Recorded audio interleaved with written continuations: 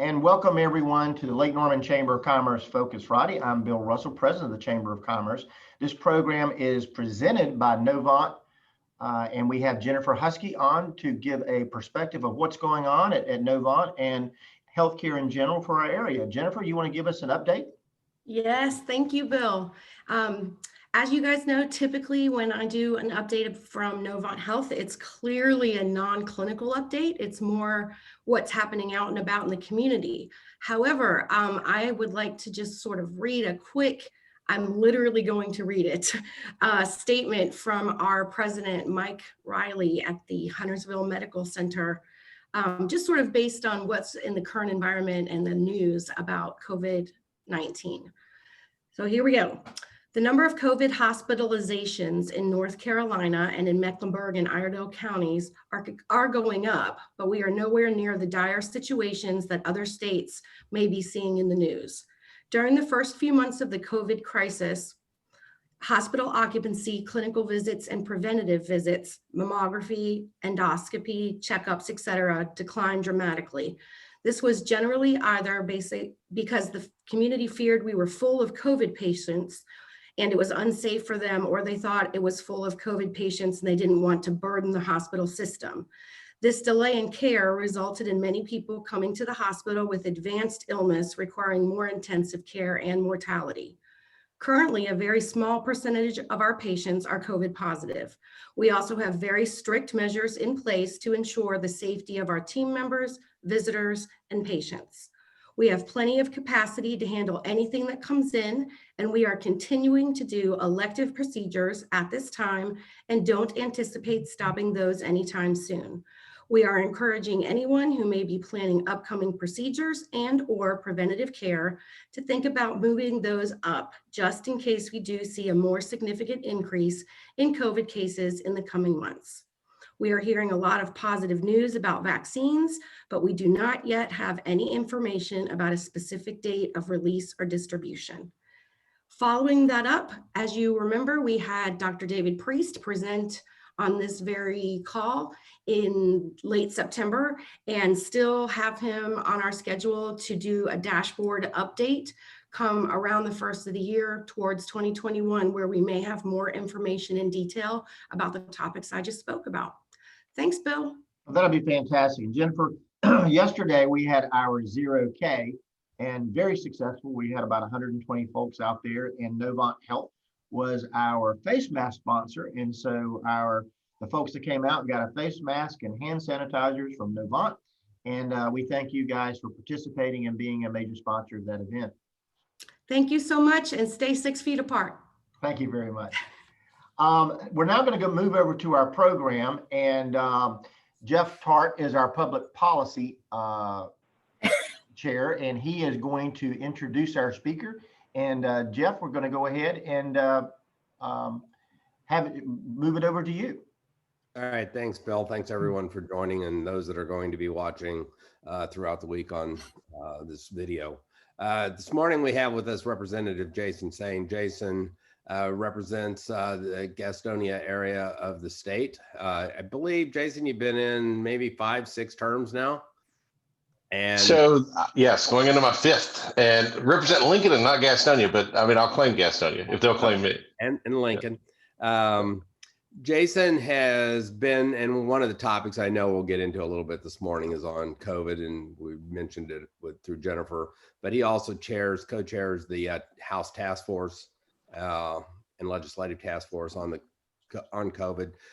I know the legislature is primarily looking at it from an economic recovery standpoint, so that'll be something we'll want to touch a little bit of base on. But more importantly, Jason also has a strong IT background, has chaired for a long time the Joint Oversight Committee for IT for the state, as well as, and this is really the role that is critical, he is Senior Appropriation Chairs for the House of Representatives for State Appropriations.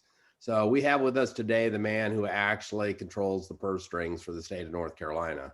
He is the chief architect, and everything that goes on in the state, Jason has his pulse in the middle of.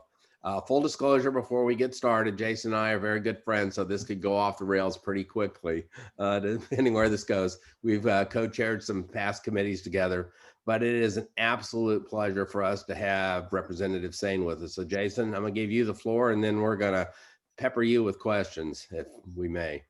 Well, thank you, Jeff. It's great to be with everyone this morning. A lot of familiar faces, and I'm coming to you. Normally, I have a whole studio set up because of COVID.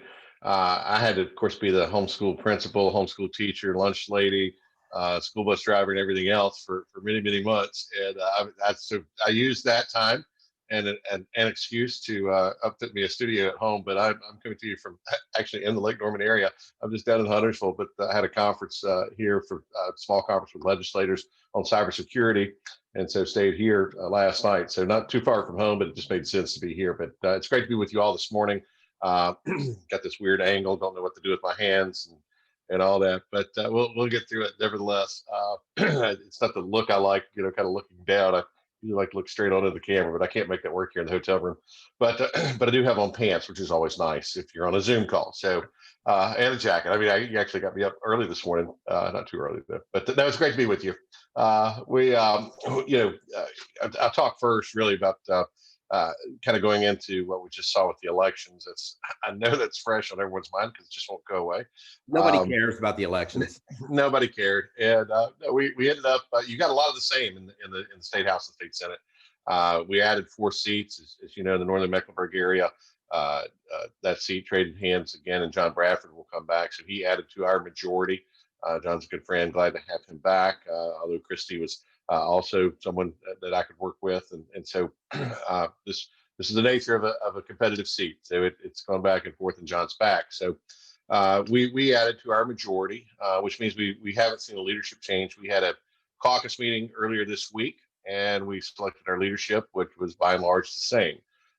We will have some freshman leader elections on December 10th, but of course that's just for the new folks. So we'll see what happens there.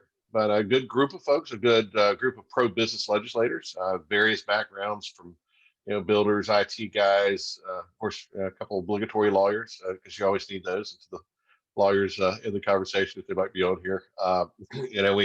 We love to hate you, but we also appreciate your legal advice. So, and folks with medical backgrounds, we've got a nurse, a psychologist. So it's, again, a good representation of North Carolina with a very different backgrounds. But we'll go into the session. Senate is 28 Republicans, so they hold on to the majority there. So you've got divided government in North Carolina, which apparently people like because they've now voted for it multiple times over and over again. But here we are. If you recall, during the budgeting session in 2019, my first year as an appropriations chairman. Prior to that, I was the finance chairman, which handled all tax policy for 4 years. Then became the appropriations chairman. We couldn't get a budget passed. We got it passed, and then it got vetoed by the governor. But we didn't have enough votes to override with a supermajority to get to 72 in the House. That number now has gone down to 3. We only need 3 Democrats to come over with the Republicans to pass budgets. We'll see what that looks like in terms of fiscal policy and how we operate with budgeting. I will tell you also, though, that did not stop us. Unlike Washington, D.C., in 2016, we put in an automatic recurring continuing resolution. So we fund state government just at the level of the year before or the last passed budget. And then we passed small, what we called mini budgets or small funding bills that funded other areas of the state where we could get broad agreement on. And so things, for the most part, for most folks, looked like normal and life carried on. And then, of course, COVID happened. Last March, to frame it for you, I'd convened our appropriations chairs in the House. We were getting budget numbers in.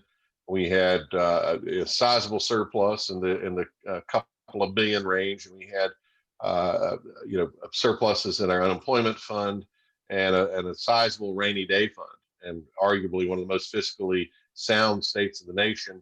And that was early March, and by mid-March, we were hitting the panic button and trying to figure out what was next. And of course, we all know what the governor has done in terms of shutting down the economy and trying to keep people at home, keep them safe. There's arguments on all sides about which is the best pathway to do that. But as the economy started ticking back, we saw a lot of economic activity. Folks were itching to go places and to get out of their home. Too much of a good thing, maybe. We enjoyed it at my house, but when you're on top of each other all the time, it does get a little crazy. And I know you've all experienced that as well. I joke about being the lunch lady, but we sent my son his quote unquote office upstairs in an empty bedroom, and it's just above mine. So we certainly tax our bandwidth on a daily basis, as he and I are both on Zoom, and he's in class and I've had in meetings, and then somewhere along the way, we might even work in a couple games of Call of Duty between each other. So we enjoy that. But he prefers to be back at school. He's now at 2 days a week at Lincoln Charter. So Thursdays and Fridays are now his days to go to school. He'd love to go all week. He finally admitted that that was nice, but it wasn't that nice. But so we've had those challenges. The biggest challenge I think over the past year is trying to spend some upwards of around $9 billion, $4.5 billion that the House and Senate had to spend from the CARES Act funding that came to North Carolina. And you think that might be easy. Wow, what a gift. Tons of money. But trying to decide where and how best to spend those dollars has probably been one of the bigger challenges. And also with the limitations of the CARES Act.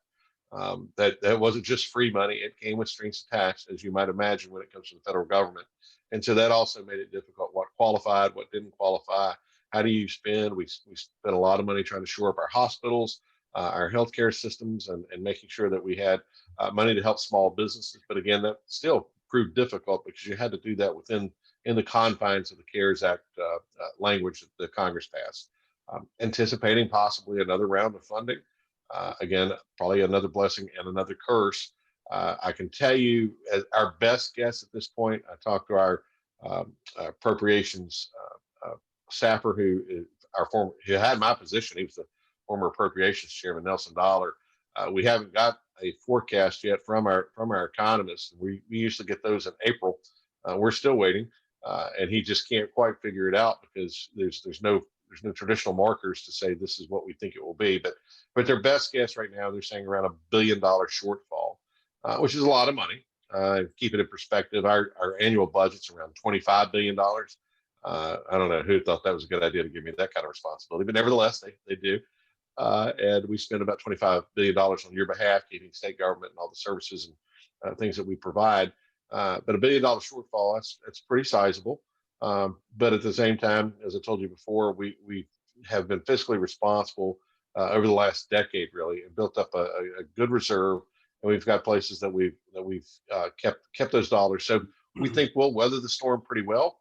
And the good news is, as we get through this, hopefully the vaccine comes online very quickly, and we get back to a regular economy. If we can do that, if small business can survive it, I know that's one of the bigger questions. I'm a small businessman too. How we survive this and get back to business is really one of the big pressure points that we have. I come philosophically from a camp that says, hey, let's just get out of your way and let you go do business. Simply throwing money at small businesses is probably not the best answer, but while understanding that there's the pressures of employees and maintaining business and everything that comes along with owning a business, creditors and everything else, is trying to find ways to shore that up as well. So puts us in a position we never thought we would be in. But just like everything else, you can't run from the challenge. You just got to find new ways to navigate it. So that's kind of in a nutshell, Jeff, kind of where we've been over the last year. Lots of challenges, but we're getting there. And then, like I say, a lot of optimism for the new session as we go back. While it might have been bad news initially, we've at least learned to say, hey, we can only change what we can change, and we can only deal with what we can deal with. So we've made a really good effort. And I think legislators, in a very bipartisan way, incidentally, working on some of the CARES Act funding and the COVID funding. The House got ahead of this thing, I think, pretty early. The speaker was very smart in saying, hey, I'm gonna form some ad hoc committees while we were not in session to gear up and get ready for session. So we started that. I chaired the economic support working group on COVID-19. We had a healthcare COVID-19 committee. We had an education COVID-19 committee, and we can talk for hours really about the challenges in education. First and foremost being access to high-speed broadband in areas we live, we've got it pretty good. But there are areas of the state that I can tell you that getting access is a challenge. And it exposed a lot of where those weaknesses might be. It's nice to live out in the middle of nowhere. Unfortunately, when you live in the middle of nowhere, you live in the middle of nowhere. So there's not a lot of services, and part of that's broadband. So for kids that and families that are out in places that were not connected, that also has presented a lot of problems. But we found ways to work through that. Not perfect by any measure, and I think anybody would argue, especially parents, the best place for kids to be is at school. But we will work through that as well, and working with the various school systems and school boards. So anyway, I'll stop there so that we can kind of continue the conversation. I wanted to give you an overview of what we've seen over the last year. Well, appreciate it, Jason. A couple things. We're going to bounce all over the place, but I'm going to start with, because you brought it up a little bit, is the budget being around the $25-26 billion range. And I know one of the messages that's floating around is that last term that the state legislature and the state did not pass and put in place a budget. And I want to just clarify first and foremost, that's an absolute false statement. The legislative passed actually a bipartisan budget. Had members of both parties pass a statewide budget that had all the typical increases for various programs, but was vetoed by the governor, which put it on hold, which didn't mean we didn't have a budget. We actually had passed one, but we, as you mentioned, we had continuing resolution. So we have a budget, it just stays flat. Looking going forward, I'm going to have you put on your Swami hat first of all. Do you see the governor vetoing it again and holding out for Medicaid expansion, or do you think we'll get past it this term? Any indication, early indications? No early indication. And I'll tell you, you always like to be nice in politics and as they say, be diplomatic. But I've tried to hit you with truth straight between the eyes. We got a governor that doesn't work very well with the legislature. I've served under Democrat governors and I've served under Republican governors. There's been very little conversation, and that's just a matter of fact. That being said, it doesn't mean that we don't work with the agencies or work with his department head. So I don't want to paint you the wrong picture either. But there's just not a lot of conversation back and forth as far as direction. But the challenge is going to be for him, particularly in the House, when you only need 3 Democrats to flip and vote with the Republicans on a budget. We've seen, you mentioned it, we've seen a bipartisan vote already. We work, 90% of what we do is bipartisan. We're friends when we get there. So there are people that can work together. That being said, I think it becomes a little easier from my perspective to try to work with some of our members on the other side of the aisle to put things into a budget that makes sense for their area. This is how politics work. A lot of folks don't like that, but it's the reality. If I can cobble enough votes and support to get a budget passed, we can do that.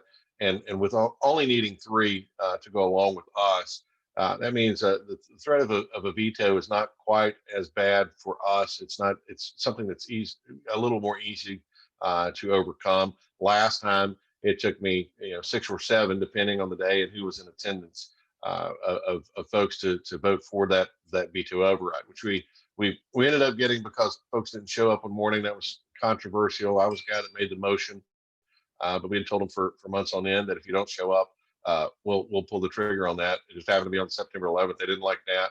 Tried to make it into more than it was, but the reality was I did exactly what I said I was going to do. But I had notified them months in advance. But this time, I think that becomes easier. Same on the Senate side, with only needing 2 votes for veto override. That probably puts him in a different position to be more willing to reach out on our side. You can't come in with just demands, do this or else. Or we'll just go back to passing mini budgets. And strategy there, as we sat there long enough, we just said, okay, we'll take it by let's go through education. Let's pass an education mini budget. Let's pass a healthcare mini budget. And okay, we'd run these things through committees. It's a longer process. It certainly takes a lot more time, but that's also an option. And we've shown them that we're willing to do that as well. And so I do think, with the complications of the virus, the pandemic, and all the other pressures, I do feel hopeful that we go back with a little better attitude of wanting to work together. For the budget, historically in the past, one of the first steps between the 2 chambers, does the budget start in the Senate this time? It does. It starts in the Senate this year or this biennium. Right. So starting, one of the things that trying to get mutual agreement between the chambers has always been to set the budget increase as a percentage. So we know how much money we have to spend before we just create a wish list of everything. Do you think that will happen again? And will it be much of an increase? Will you think there'll be an increase? You think it'll be flat? Any projection? Well, and the real challenge is not knowing what our real numbers are. Normally, we have a good feeling, a good sense of what our income was going to be, but it's certainly varied this time because of COVID.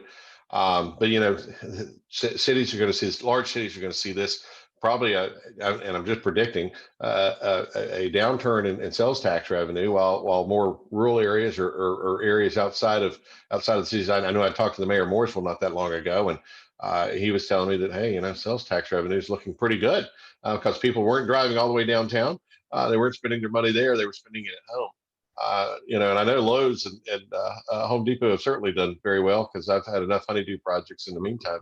But that's, you know, it is really all in flux. I do think that, you know, we'll like we always do, we prioritize what we're going to fund. We look at you know, what the biggest priorities are, where the holes are. So you may see increases in some areas, decreases in others. I will tell you this from a kind of the minutia of state government. We cleaned out all the extra money last time, meaning that if agencies had money that was unspent, that had been sitting there maybe the course of over a couple of years for this project or that, or whatever, that was just kind of being held there. We cleared those accounts. The film grant had extra money that had been sitting there. Now, doesn't mean they don't get funded. They do get funded. It just means there's not a lot of extra money sitting on the table. So it's not like we can go find new money. So we'll have to be very, very, you know, attuned to what we can spend and what we can't. It's still expecting our state government to hover around $25 billion for the next biennium. Sure. I'm going to jump on you because the whole budget priorities. I want to come back and don't forget, you guys are meeting out of session and stuff. There's committee meetings, oversight committees. I'd love to know what you think the top few priorities are going to be in the budget going forward. But you mentioned cleaning out reserves. I think NCDOT did a pretty good job of that on their own. And if you could maybe just explain briefly what happened in NCDOT with, like, it was $400 million spend or something they did over budget. How does that happen? How do we prevent it? And does that impact their funding going forward for projects? Well, yeah, you know, I mean, particularly in our area of the world, where we've got, you know, arguably where people are moving to when they move to North Carolina, it just puts pressure on our roads. We know all that. With DOT and how that happens is one. What did happen, because some may not know. Yeah, so basically they ended up sort of bankrupting that area of state government. They spent too much and quite frankly didn't watch their cash flow. And so we've put in measures in terms of oversight. We've shored up, you know, and told them, you know, kind of, you know, this is what you do in state government. You kind of shake your finger at them, tell them not to do that again. But we also put in measures that will help prevent that. In some of the governance that we added. Still going to be looking at that. Also, the secretary that was in charge at the time has resigned. We've got a new secretary, Eric Boyette. Eric is, you know, he is a pretty sharp guy. He was our Department of Information Technology secretary prior to, but spent most of his career at DOT. So he does understand it. He's got pretty much a new staff that is also managing those dollars as well. Had hoped for some flexibility in the CARES Act funding, that we would have used $300 million of that to put back into DOT. We don't want to slow down. Our needs are just going to be there. I mean, people aren't leaving North Carolina. There's more coming every day. So that's going to be a priority for us. And to one, that cash flow issue is certainly top of mind. We also gave them some flexibility on pay raises so that they could recruit and retain the qualified people they need. Unfortunately, they abused that under the last secretary. And we can talk about all the reasons why, but that ship has sailed. We've got to fix it today, and we are fixing it, and then trying to keep our projects on track, because it is our area of the state's probably the worst impacted when you run out of money like that, that you can't continue moving forward or delaying and pushing things back by years. We can't wait. And so your legislators from this area, I can tell you is, for a fact, are pretty much, screaming and holding their breath and pretty upset about it, because we have to respond to you all, the folks we represent, and we know what the needs are. And when we've done our part from a legislative standpoint and we've appropriated those dollars and then they've been wasted or misspent, that's incredibly frustrating. And that's a function of the administration. And so again, not going to try to sugarcoat it for you.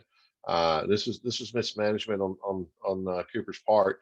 Even after, if you look at 16, when some of the issues were roads in our area, missed the mark again. But we think that from a legislative standpoint that we've at least got the legislative fix. And I know our Senate chair, our Senate Rules Chair, Bill Rabin, who's been a long time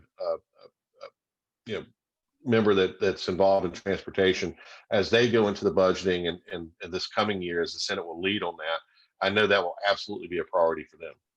Do you have, and this is the fun question that everybody has, I don't even know if you have a clue, with the I-77 toll, there's still an interest by some to have that contract canceled or terminated. If you were doing your over and under percentage wise, what do you, just one quick one, any probability that actually ever happens or not? Well, Jeff, and I apologize, I was looking for a charger for my iPad, but as I see it go down, no, probably not. I mean, I could sit here and give you false hope, and for those that want to see that happen, reality is this: you have to make up the revenue somewhere, and when we're cash strapped and we're looking for revenue, I just don't know how you do that. Right. And the other thing that people always have to realize, and this is kind of funny, when I just got out of my campaign, had someone running against me. What they asked me was, or what my opponent kept saying, I'm going to go to Raleigh and I'm going to do this with roads, and we're going to get the funding for Lincoln County that we deserve. Well, problem with that is I now have to go, or he would have to go, convince 169 other people that their little piece of the world is somehow more important than that district they represent. And it just doesn't work that way. So it's far from perfect. And again, can appreciate it and know exactly why it's an issue, but I don't see that happening. May I interject, Jeff? Sure, Bill. Under the former secretary, there was an opportunity and a great discussion of hardening the shoulders to create at least one more general purpose lane during the peak driving times. That was originally on schedule to have sometime a type of construction this past spring. Obviously, with DOT and the funding issues, that kind of went away. While we may not see the canceling of the Central contract, will we see the opportunity for the hardened shoulders move forward at some point? Yeah, no, I do think that, Bill, I think that's a great addition to the conversation. I think that is something we absolutely can look at and can push for. And I've mentioned this to the new secretary that, and look, even if you can't get rid of the toll lane, what can we do to keep moving traffic through? Because look, there's just going to be more people. Even if that was a perfect solution, and I don't think anybody on this call would argue that it was, but even if that were, we still need capacity, and we still need to be able to move people quickly, and that is going to be and going to continue to be a priority. So as he presents to us, one of the things that state government's about give and take. If they're going to want things in other areas of the state that they want, and if I can help you get that, help me get this in my area, because we do need it. Like I say, I'm sitting right off of I-77 right now. And sat yesterday in traffic and know exactly what that's like, and then had to find a workaround to get back from Mooresville down to Huntersville. So that's, the problem's real. It's certainly not going away overnight, or because someone had an election and things just magically changed. That hasn't happened. So I think that is something that can really, that's something that we're just going to have to do. We really have no choice in that, or it's standstill. I mean, that's no choice at all. So the state government's going to be responsive to this area, and it has to be. I mean, we too pay a lot in state taxes. I think that's something that we're going to have to do, and for all the reasons that I know I'm kind of being redundant for everybody on the call. You already know this, but it chokes economic growth. It chokes the ability of the area that can maximize return to our coffers. To be quite frank with you, when you've got an area of economic activity that everybody wants to be at, that everybody wants to be a part of, and where the area is growing, and you're gonna kind of cut your legs out from under you by not allowing people and goods to freely flow back and forth, it's really just short-sighted if you do that. So it's going to remain a priority. We've got, and I will say this too, some of the additions that we have now onto in the house. Gray Mills, who had served in the house prior from the Mooresville area. Gray's come back. He ran.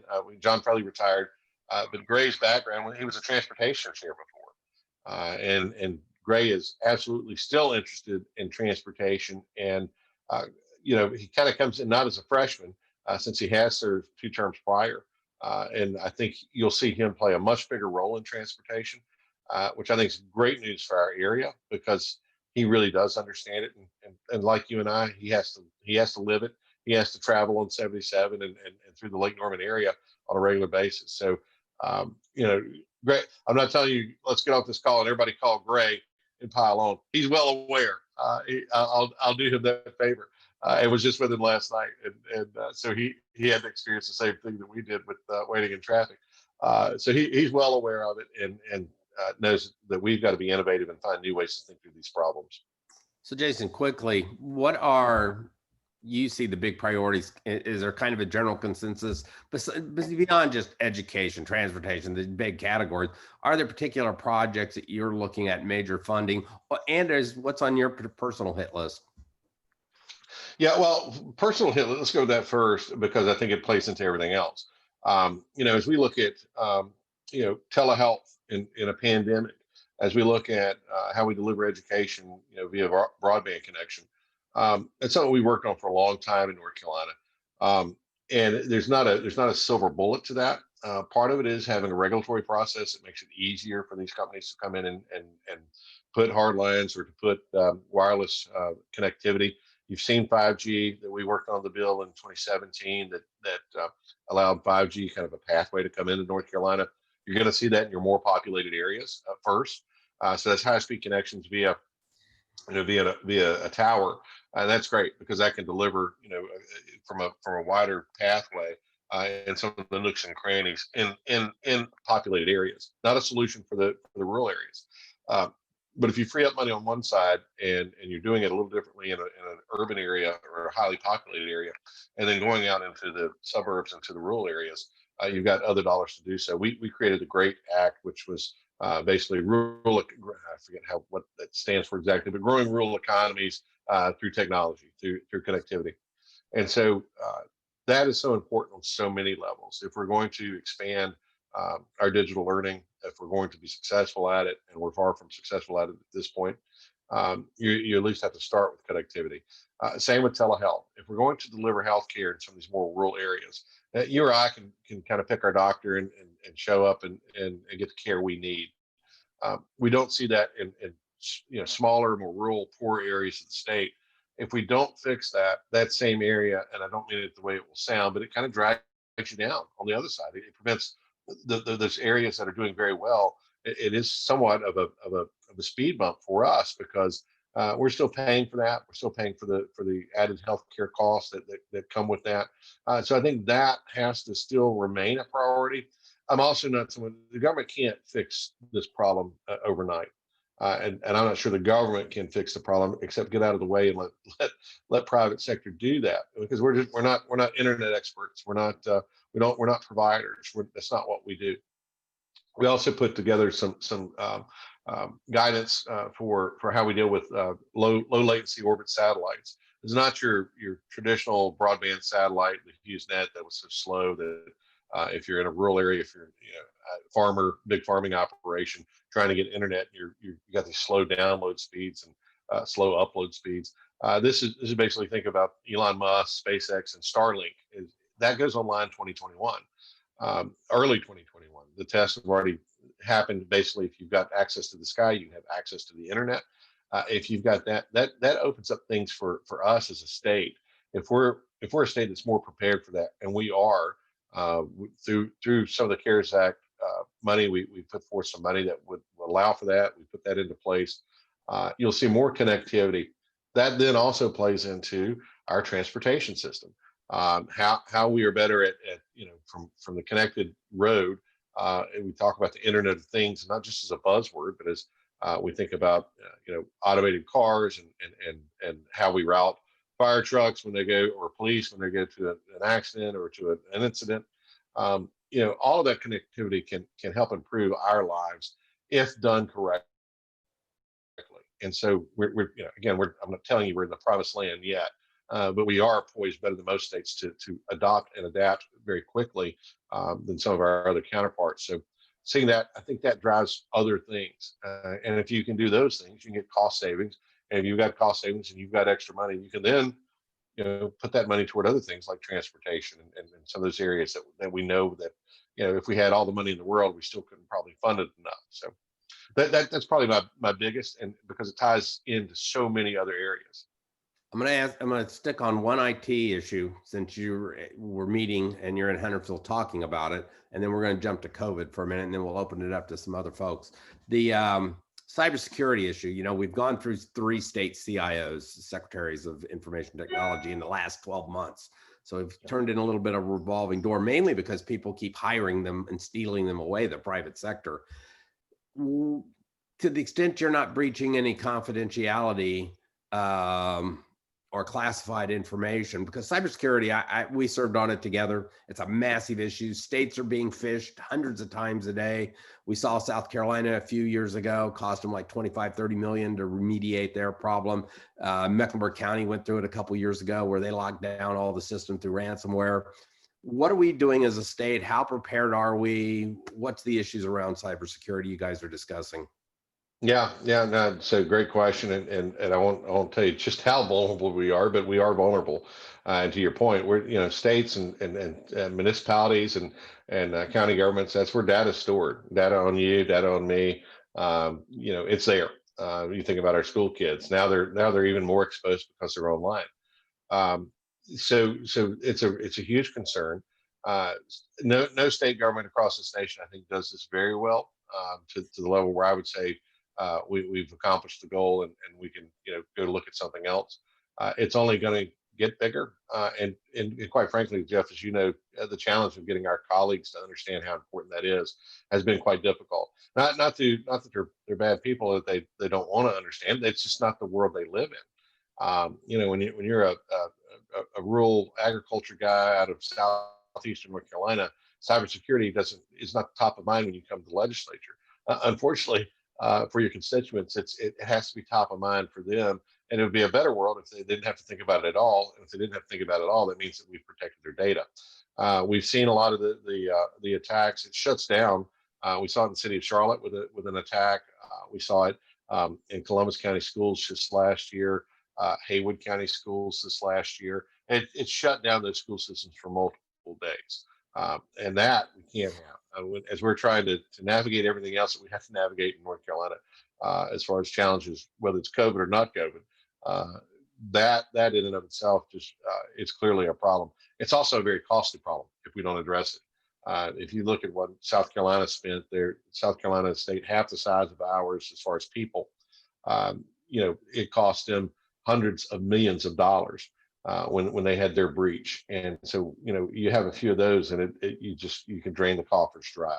So what we're doing, we're working with our state's school systems, or the DPI, to look at how we protect, particularly those tier 1 and tier 2 school systems that don't have the level of sophistication because they can't hire the people that they need.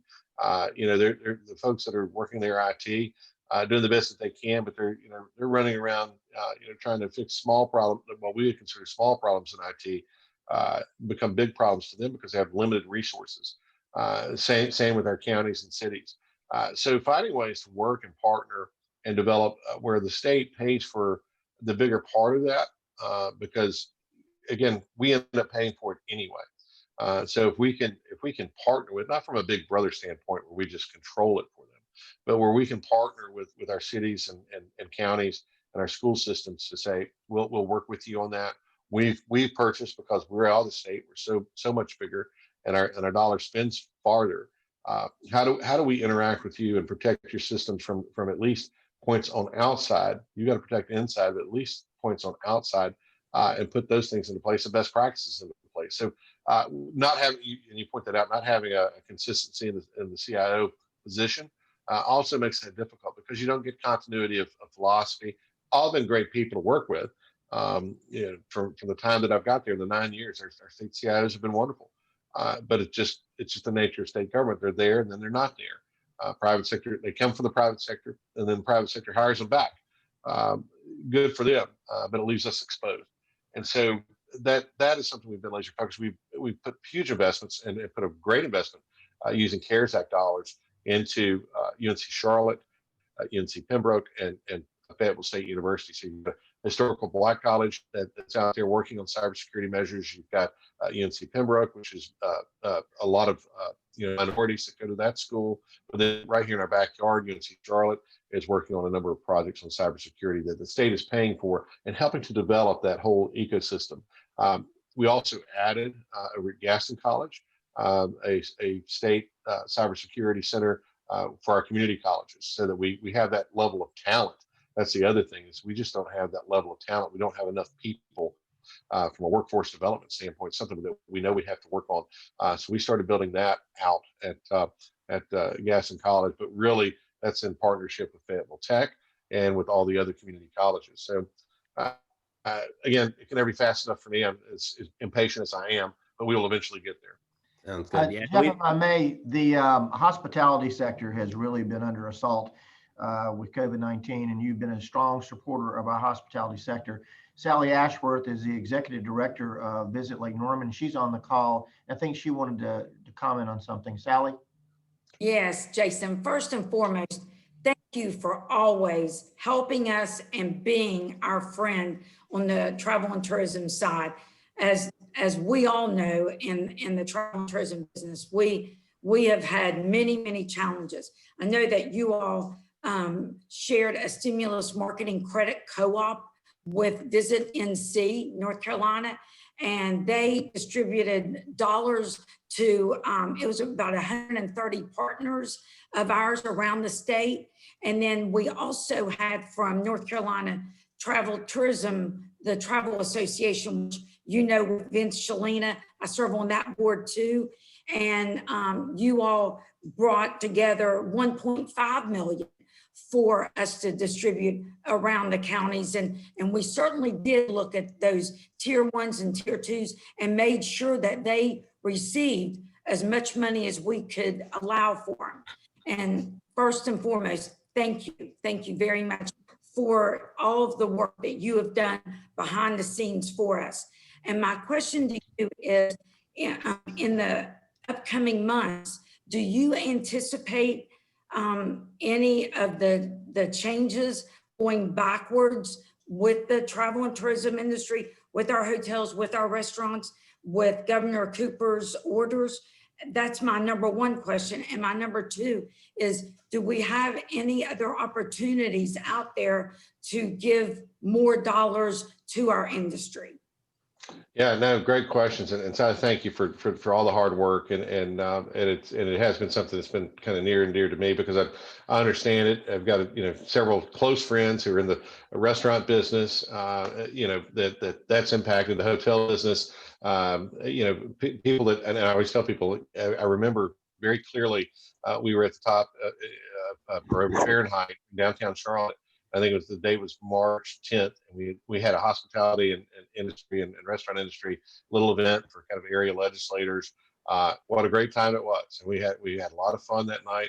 I remember getting up the next morning. I stayed downtown because I was going to Pinehurst the next day. Stayed downtown, got up that morning, had the news on, and was getting ready, and the president came on television and was talking about the virus and the impact. And I knew right then and there that things are about to change, and maybe not in such a great way. It just seared in my mind.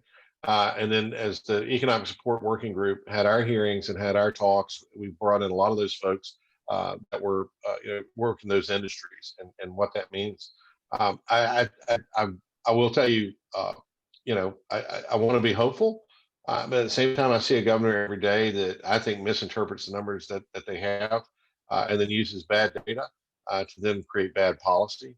That concerns me in a big way, because the reality is, as the appropriator of dollars for our state, we only get money from one place, and that's productivity.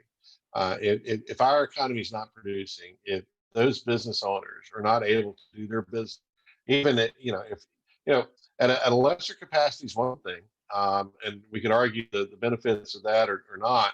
But when anytime you reduce that, you're reducing your bottom line.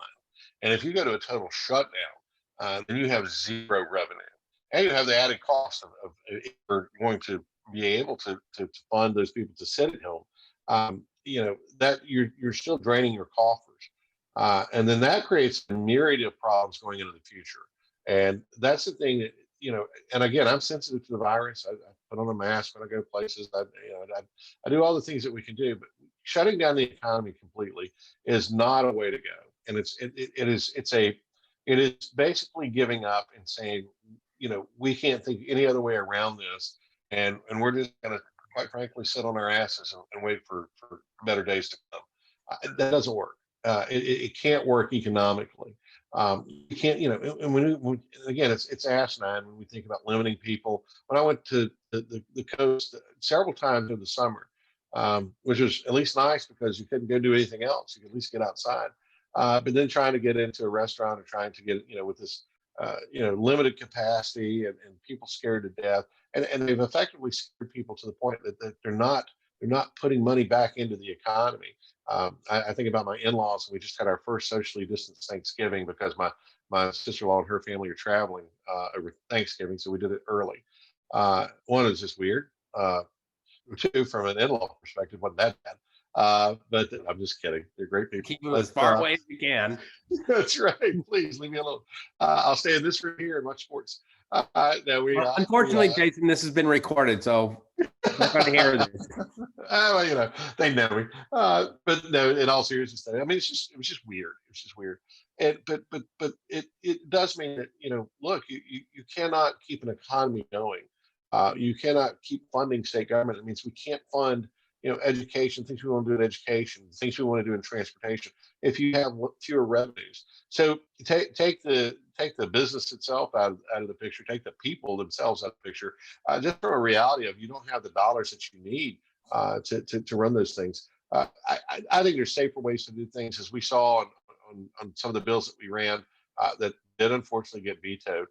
Limiting the governor's powers in those regards and putting that back to a legislature. We answer to you. I mean, you're most likely to see me this morning when I go out to grab breakfast, or I'm grabbing lunch.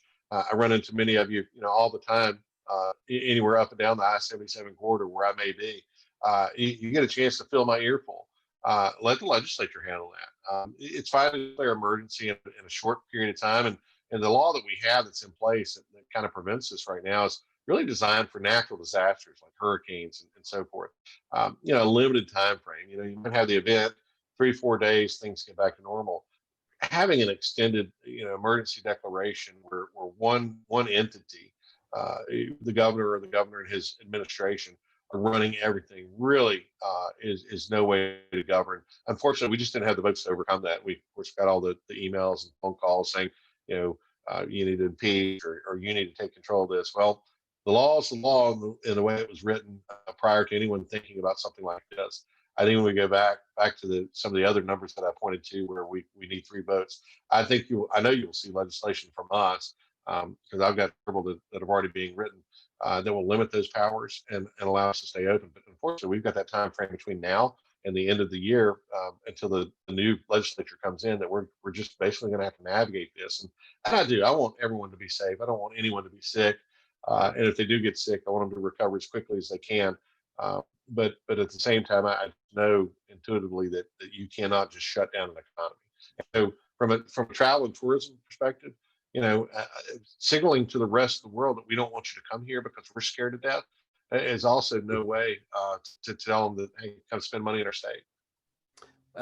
We're getting close to where we need to wrap up, Jason, and let you get on with the rest of your day. But I know we've got Cornelius Mayor Woody Washam on the line. I didn't know, Mayor, if there was anything that you had that you wanted to throw at Jason. He'll duck if he needs to. I know Jason pretty well, so he's a brave soul.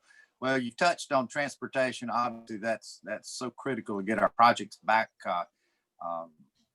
back funded again and moving along. We've got a number of them out there that I'm pretty worried about, and we're in gridlock here in Cornelius. I'm sure you travel through here and know that. But in addition to that, we hope we can maintain our funding on our Powell bills. That's important to keep our local streets and sidewalks in order.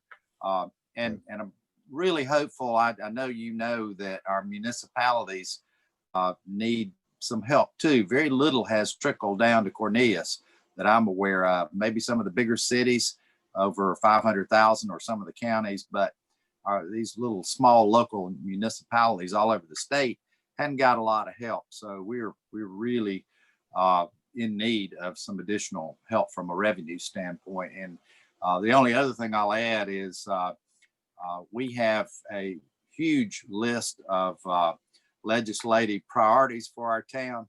I know Commissioner Sisson, who's on the line, can validate that as well. And we appreciate what you do. You do a great job representing really us. You're one of my go-to people, and I'm really grateful to you for that. We'll make sure you get a copy of those legislative priorities, and also Gray and up in Mooresville. And we'll be having meetings with our own newly elected Representative Bradford and our senators in the region. But we'll make sure you get that copy. But I just want to say we appreciate what you do for us. Thanks a lot. Well, thank you, Mayor, and I'll add to that, and I'm glad to be helpful where I can. You know, one of the things that we saw with how we were funding, you bring it up, a lot of dollars went down to to the big cities. And if you think about Raleigh and Greensboro and Charlotte proper, the cities they received direct funding from CARES Act, but very little, to your point, has trickled down. I put in, and it's been a fight. We've got this antiquated tier system, which looks at counties as a whole. You could divide Mecklenburg up into 7 or 8 counties in terms of people. And I'm not advocating for that. I'm just saying you could, but in different areas that really haven't seen those influx of dollars that are meant to support and to help shore you up during this time frame. I did something with arts councils that apparently became controversial, but I just I put some limiting language in there that said, hey, you can receive funding, but if you're this big in terms of number of people, you won't get it. And it's just an example of how difficult it can be to really be laser targeted on where you're sending dollars. I got pushback. Charlotte Observer, wrote an article. They were tons of crocodile tears from some of them in Wake and in Mecklenburg, talking about really Charlotte as a whole, or Charlotte as a city, but you couldn't laser target those dollars. And because of the way the CARES Act, the language that was in the CARES Act, we really do want that flexibility. We talked to our federal counterparts that we want that, where we can be a little more laser focused, because this is the coming issue. I mean, when you shut down economies and you don't have the sales tax revenue that you once had, or it's influx, or you don't have other funding that would normally be there because of economic activity, that's going to make it more difficult on you all. And so any kind of input that you have on that, and I'm not going to pretend that I completely understand the level of what you're facing until we talk more about it, but any of that I think is good information for us. Good to make sure that John and Gray and the rest of us know that firsthand. Those are conversations we need to be having really between now and the middle of January. And we won't get full on back to work until about 1st of February. It's just the way that the legislature is structured. But so we've got some time built in, but don't waste any of that time. I know you won't, but let's not miss that time to better educate our members so that they know when I go. The best part for me is I've had some good teams to work with. Some understanding members that might not be from more urban and suburban areas, but they do get it. But that's our challenge, is making sure that we've got the information we need so that we go explain that in a caucus. and I'm talking to somebody that, you know, from a very rural area, why should you invest in this region with those state dollars? We need to know that. And you guys have always been great to make sure that I know it and that others know it. But we just need to continue that. But that disparity from medium-sized cities to small cities is pretty large, and it's only being magnified. We haven't gotten really to the budgeting part that we'd normally be at, to the budgeting sessions on the fiscal year. So this is the year really when we're going to see that, right? You know that's coming, and your managers have told you that, and you know it just because you know it. So the real tough work is going to be coming, and so we really need to know that on the front end and not waiting to last minutes, which I know we won't, but we've got to do that. Well, Jason, we're going to need to gavel out and we'll get you to the weekend, but I want people to have an appreciation. You know, you serve in a part-time job that has a annual stipend of $13,951. And yet, as we know, anyone that's served or around, legislative work is almost 24/7 because there's always something going on, or a demand, or an emergency, or constituent need, and you've been on call. Giving you kind of the last word before we flip it back to Bill. Anything you want to leave all the constituents in your district or around the area? Yeah, no, thank you.